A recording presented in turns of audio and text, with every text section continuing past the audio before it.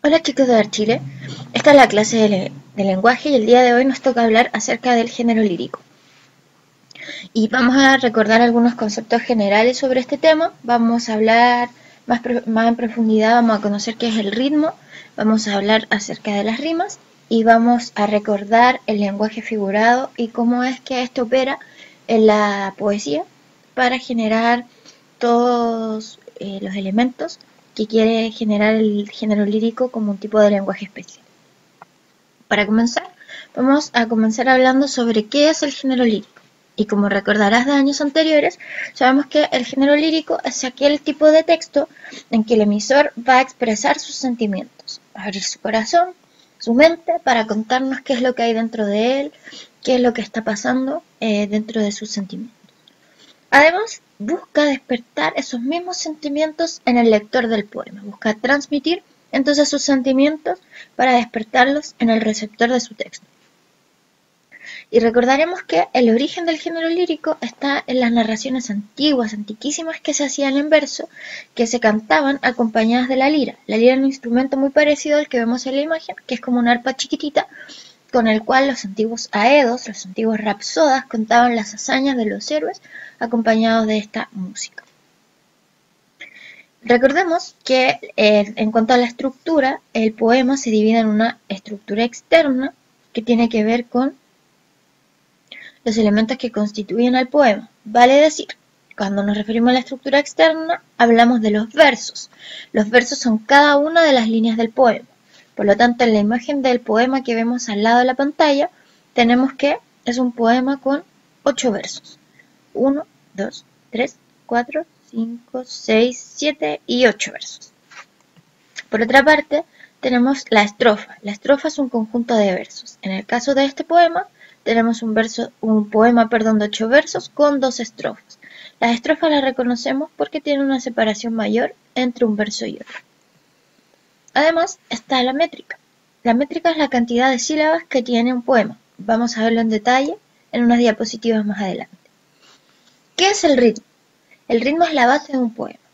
Y como sabemos, el origen de la poesía es oral, es decir, no está en la escritura, sino que está en la transmisión de boca a boca de estos contenidos, de estas creaciones.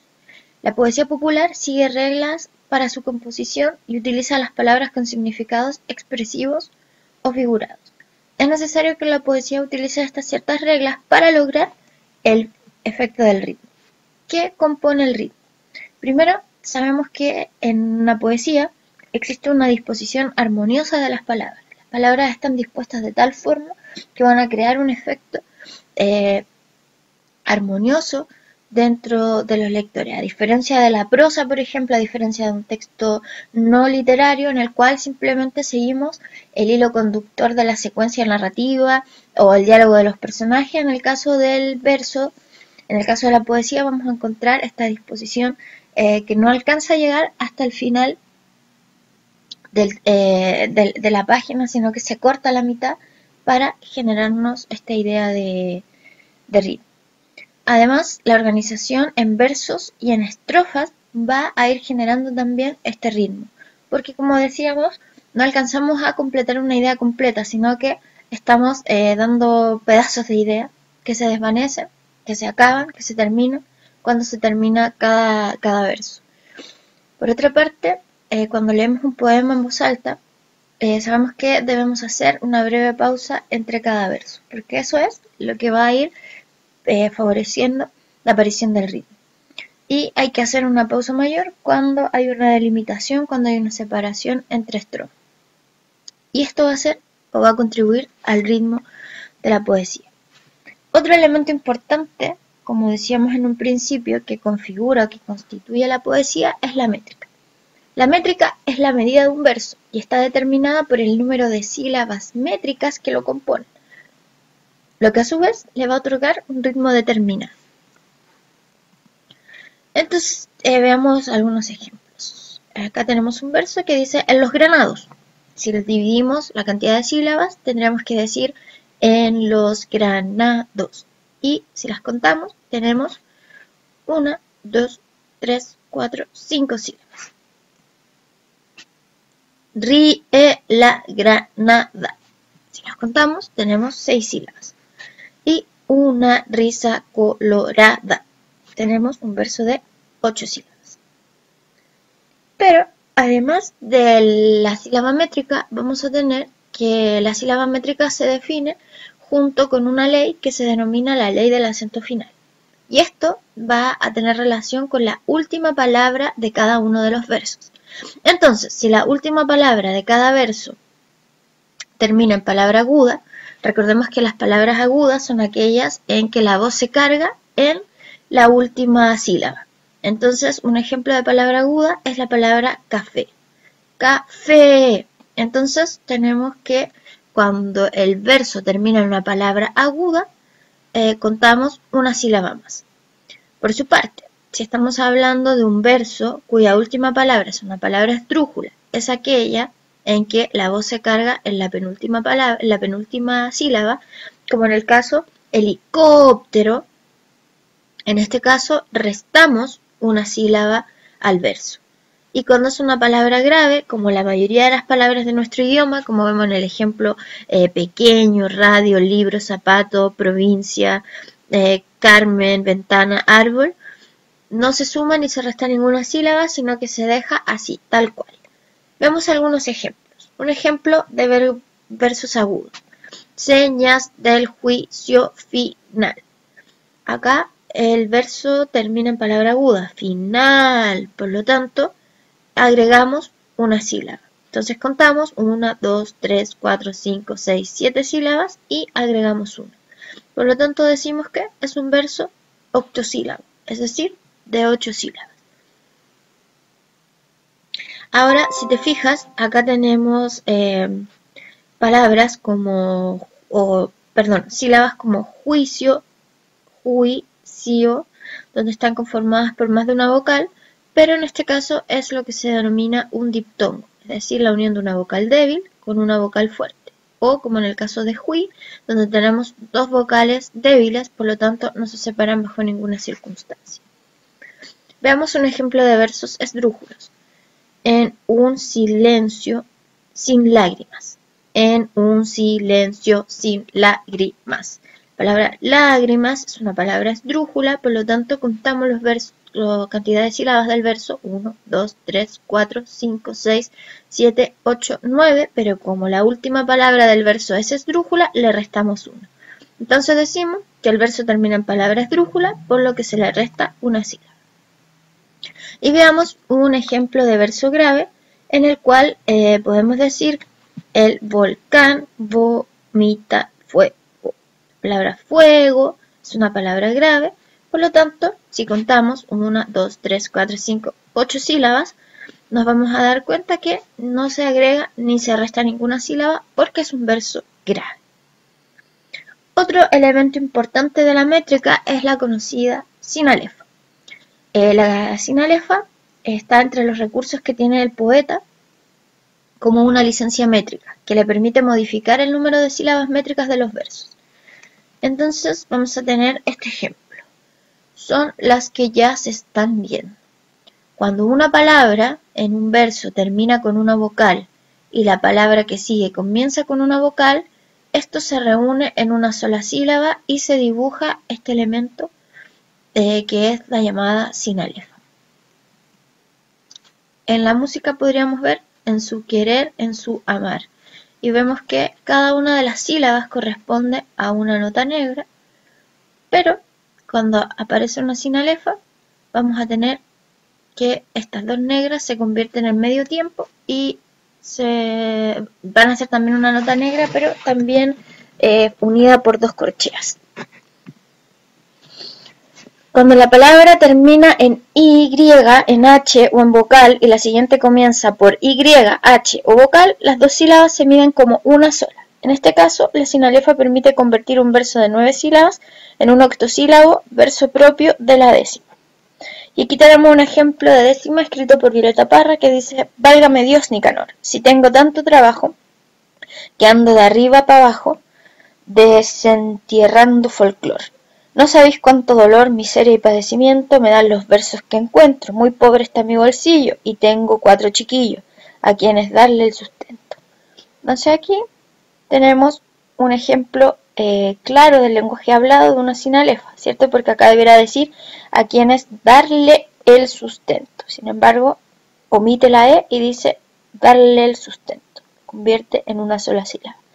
¿Ya? Pero acá tenemos otro ejemplo, aquí en de arriba para abajo, de arriba se convierte también en una sola sílaba. Y aquí nuevamente tenemos una sinalefa de la lengua, que en vez de decir pa abajo, dice pa abajo, de una. ¿Ya? Inmediatamente se convierte en una sola sílaba. Otro elemento característico e importante en el poema es la rima. La rima es la repetición de los mismos sonidos en dos o más versos a partir de la última vocal acentuada de la palabra final. Vemos en el ejemplo el jabón, el jarrón. Entonces, si vemos la última vocal acentuada de la palabra, es jabón. La última vocal acentuada es la O. Lo mismo ocurre con jarrón. La última vocal acentuada es la O. Y entonces existe una coincidencia de sonidos finales. Es la rima un fenómeno acústico, no es gráfico, por lo que no se aplican distinciones ortográficas entre letras que tienen el mismo sonido. Por ejemplo, C y C, como suenan de la misma forma, van a funcionar del mismo modo para la rima. Y vamos a ver que existen tres tipos de rima. Estos tipos de rima son la rima consonante.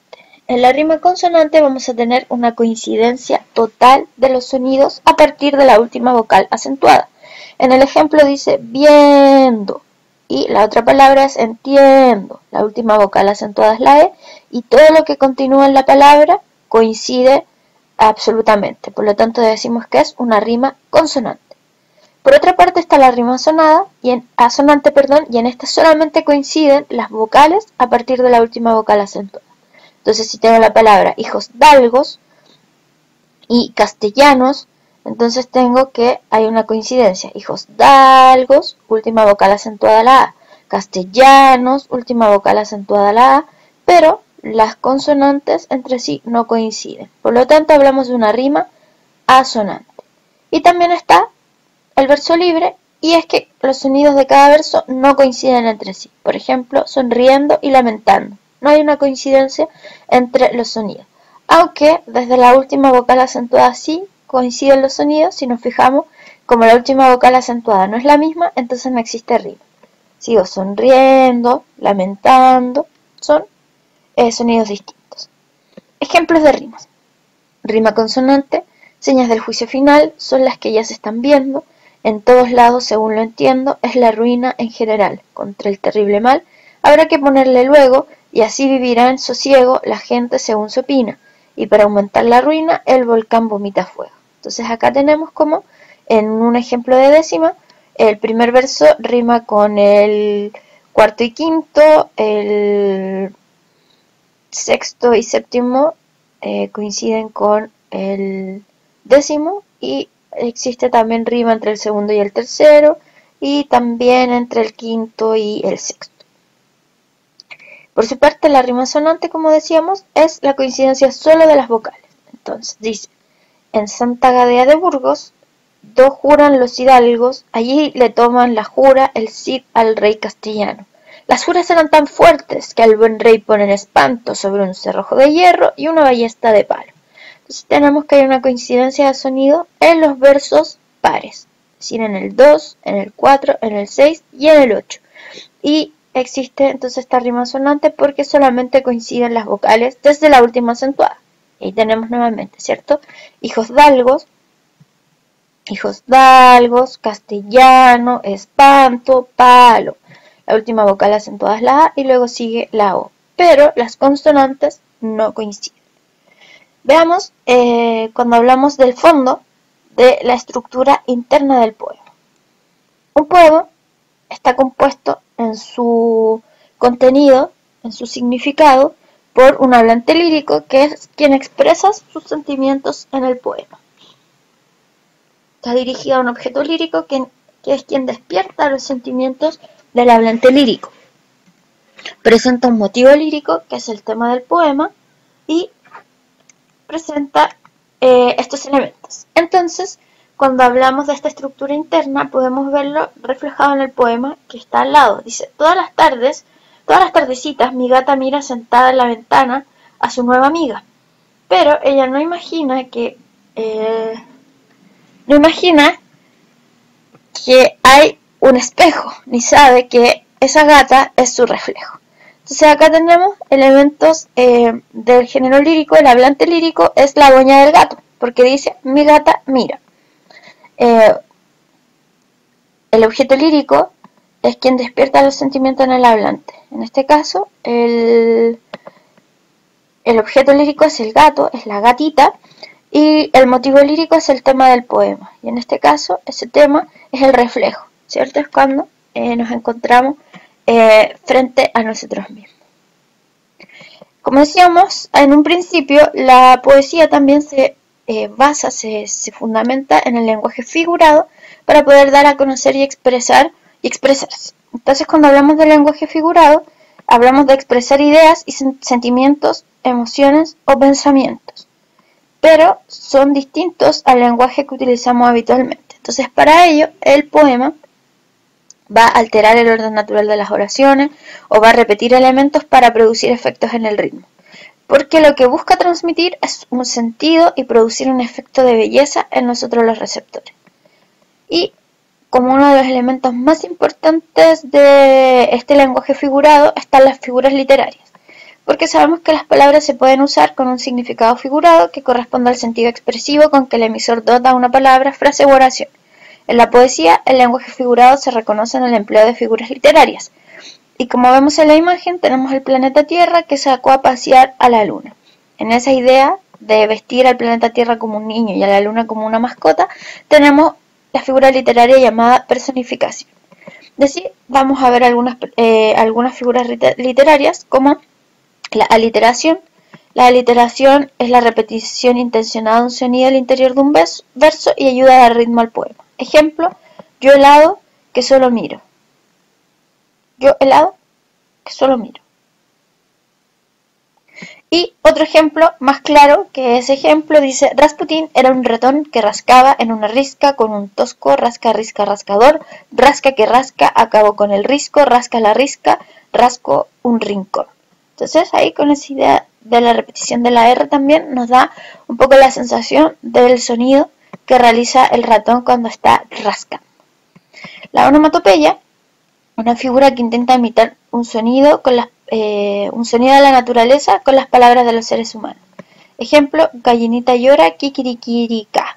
Y también tenemos todos estos ejemplos, ¿cierto? De cómo hacen los pollitos, los chanchitos, etc. La personificación es una figura literaria que atribuye características animadas, de vida, de sentimientos o palabras, a objetos inanimados o seres no humanos. En el ejemplo visual tenemos a un computador que está enfermo, ¿cierto? Decimos que el computador tiene virus. En verdad no tiene virus, sino que tiene un programa malicioso, pero hacemos una personificación al decir que tiene un virus. Otro ejemplo, tengo una tristeza traviesa. La tristeza no puede ser traviesa. Lo travieso es propio de los seres humanos, porque la travesura también tiene una intención detrás. La comparación, por su parte, va a establecer una relación de semejanza entre dos elementos. Siempre una comparación va a emplear nexos comparativos, así como cómo, cuál, semejante a. Ejemplo, me sentía como en zancos, producto de un gran valor. Los zancos, ¿cierto? Recordemos que son como estos elementos que nos hacen levantarnos y parecer más altos. Entonces, como tengo estos zapatos, me siento lleno de valor. También acá tenemos la imagen, ¿cierto? La comparación entre una ciudad limpia y una ciudad contaminada. Por su parte, la metáfora sustituye un término por otro que presenta un aspecto que se quiere enfatizar. Ejemplo, me habéis hallado razón de hacerle quite a este sable. En este caso, hacerle quite a este sable es una metáfora en que el sable es un elemento que se utiliza para pelear, pero quien dice, el hablante lírico de este poema dice que le hace el quite al sable, es decir, se aleja de la pelea, se aleja del conflicto. Y acá tenemos en la imagen un ejemplo súper gráfico de lo que es la metáfora, comparando lo que es la comparación. En la comparación yo digo, eres como un sol. Entonces le hablo a la persona y hago, a través del nexo como, una comparación, un cotejo con el astro que nos ilumina. En la metáfora, elido, quito el nexo comparativo y dejo simplemente con aquello que estoy comparando. Entonces reemplazo a la persona por el objeto con el que lo estoy comparando. Y entonces en vez de decir eres como un sol, queda eres un sol. Y por su parte la hipérbole es la exageración de una cualidad o situación, ya sea por un aumento o por una disminución respecto de la realidad. Ejemplo, el curso que explotó al tiro todos de guata de risa. O sea, les dio tanta risa que explotaron. Eso es una exageración porque claramente nadie puede explotar literalmente de risa. Y acá en la imagen visual tenemos un ají que es tan picante que al agregárselo al choclo lo convierte en palomitas de maíz, en una clara exageración del picor de este elemento. Finalmente vamos a hablar del hiperbatón, que es una figura retórica que consiste en alterar el orden tradicional de las palabras en la oración, es decir, el sujeto, el verbo, el predicado. Este recurso va a ser útil para lograr la rima entre los versos. Ejemplo, ya se parte el buen Cid, sin al rey besar la mano. El orden correcto sería decir, ya parte el buen Cid sin besar la mano al rey. Entonces, para lograr la rima, utilizamos o modificamos el lenguaje. Y un maestro del lenguaje era el maestro Yoda, con su peculiar forma de hablar. Si entender el hiperbatón quieres, prestar atención debes. Y entendemos nuevamente que al cambiar el orden de las palabras logramos la rima entre quieres y debes. Una forma de composición popular de la que hablamos, y para tener más claro, es la décima. La décima es un tipo de estrofa formada por 10 versos octosílabos. Octosílabos quiere decir que tienen 8 sílabas por verso, con rima consonante. Las décimas son una expresión literaria más importante de nuestra cultura popular y han sido transmitidas de generación en generación durante muchos siglos. Este género refleja la forma de ser del mundo popular y la cultura tradicional campesina de nuestra zona central. Este tipo de poemas se dio a conocer en América durante el periodo colonial, sin embargo se hizo conocido durante la segunda mitad del siglo XIX, año 1950 aproximadamente, con algunos representantes muy importantes como Violeta Parra. Y en la actualidad este género se ha renovado y han dado nuevos aires a la décima con temas cotidianos como el cuidado del medio ambiente, la diversidad cultural, etc. Y tenemos un ejemplo de décima.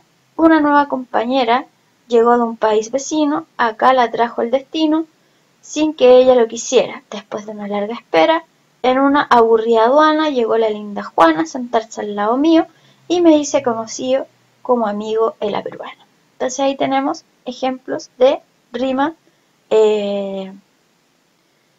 ejemplos de décima. Y acá está la combinación de cómo tiene que ser la rima. Una vez más, ¿cierto? La primera rima con la cuarta y quinta, y así. Podemos ver a partir de los colores y a partir de las letras que se le asignan. Y el romance, que es una composición poética eminentemente de tradición oral española, escrita en un número indeterminado de versos octosílabos, de los cuales los versos pares riman en asonantes y los impares quedan libres. Amenábar, amenábar. 8 sílabas. Moro de la morería. El día en que tú naciste, grandes señales había. Y aquí vemos cómo los versos pares, es decir, el 2 y el 4, riman entre sí con rima consonante. En este caso. Finalmente, entonces, es importante señalar que el género lírico lo que busca es expresar sentimientos y emociones y que para ello tiene un sinfín de recursos que le van a permitir expresar esta idea que tiene el autor. Los dejo cordialmente invitados a desarrollar las actividades propuestas para la clase.